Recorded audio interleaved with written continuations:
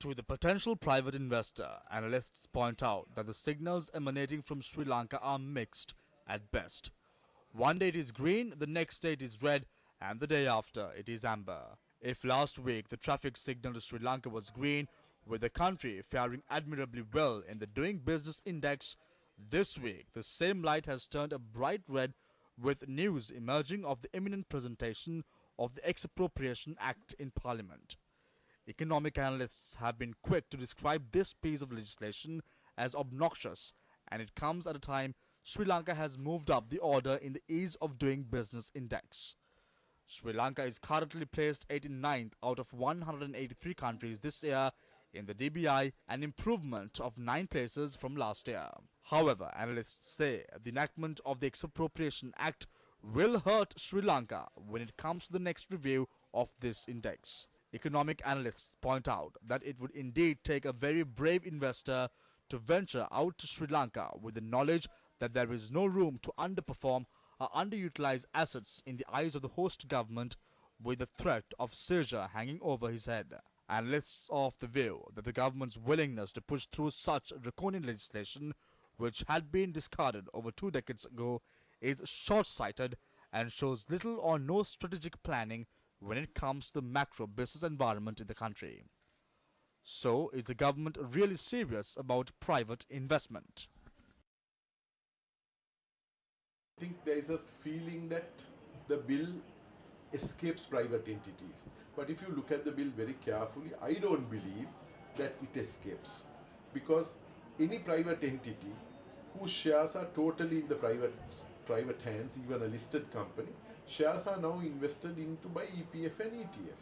So there are government investments. So thereby, if they get into liquidity problems or they get into protracted legal disputes, then under the non-underperforming entities, they can be in the future classified as, under this bill, by added to Schedule 1. This raises a big risks on all of private sector, that in the future, by a mere simple majority bill amending Schedule 1 and Schedule 2 of the existing bill, that they will be expropriated. If government really wants to help to the industry, so that government can do a lot. This is not politics, this is business. This is a responsibility of the government that who are doing business community to help. Ultimate stakeholders are not that myself. Ultimate stakeholders are these company shareholders and mainly farmers. Well, with the end of the war, this is a historic opportunity for the government of Sri Lanka to attract foreign direct investment, and from whatever plans that have come up from the government, we feel that the government is very, very interested and very serious in foreign investment. However, from time to time there have been various issues. The 30-year-long LTT war was the problem in this country, and after the end of the war there will be huge, massive foreign direct investment inflows, but it didn't happen because investors follow that wait and see policy, and in fact they are curious about the direction, the policy direction of Sri Lanka. So that's why they are reluctant to come immediately, even though the war is over. And in fact, according to our international data report, Sri Lanka's business position, Sri Lanka's position in terms of creating a business climate, creating an investment-friendly economic policy environment, it is not that good. Analysts say it is important to have clarity regarding the space that is available to the business sector at a time when organs of the state are moving into activities that could be better served by private enterprises. At a media briefing held in Colombo today, Cabinet spokesperson Minister Kelly Ramukwala expressed these views. What about the fate of people like Sri Lanka in India, which probably have much bigger losses than all the 37 put together? No, Sri Lankan mean, as you know, Amal, airline is a highly capital intensive. Insofar as the Sri Lankan Mihin are concerned, if you analyze it, they are severely undercapitalized. So it's a long-term business that we're looking at. We're taking more aircrafts, more destinations, more sky rides.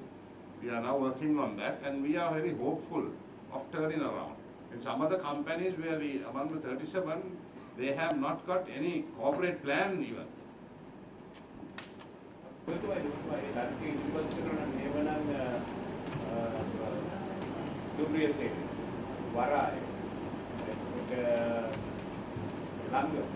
දැන් මේ ආයතන බරපතල ලෙස පාලනය කරනවා දැන් වසර ගානක් තිස්සේ දක්වන ඒවා පොපිල් ගච්ඡන. All the institutions that you mentioned are vested with the public utilities sector. The railway will not incur losses if we have the correct rates.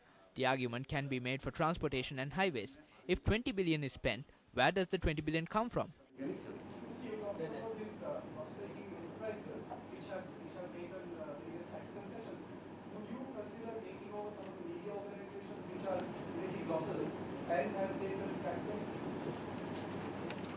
Media organizations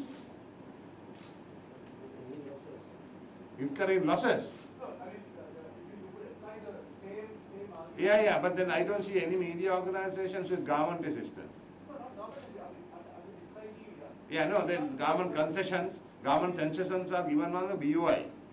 No, there is also in the criteria saying that if there's no corporate plan for the future of making things good, when you are in the bad, you are in the red, you are turning it, then those are for consideration. I cannot tell you exactly that whether you take it or not, but then those are things that can be looked at, I believe. රජයට අයිති වත්කම් තියනවා නම් පුද්ගලිකාංශයට දීලා ඒකෙන් මුදල් ලබා ගන්න නැත්නම් අලාභය. If there are assets owned by the government, they could be given to the private sector for a monetary consideration. If they are incurring losses, it is a different matter. Why are they trying to destroy profit-making institutions? Why are people like Daya Gamage, Hari Jayawardena and Daya Vettasinghe, who make people survive through their profit, being harassed?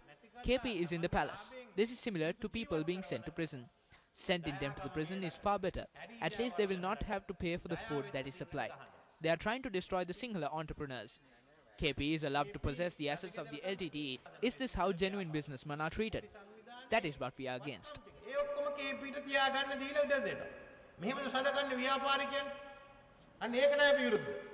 In such a backdrop, it begs the question as to how the state intends to manage the many entities listed in the draft expropriation bill better than the private sector.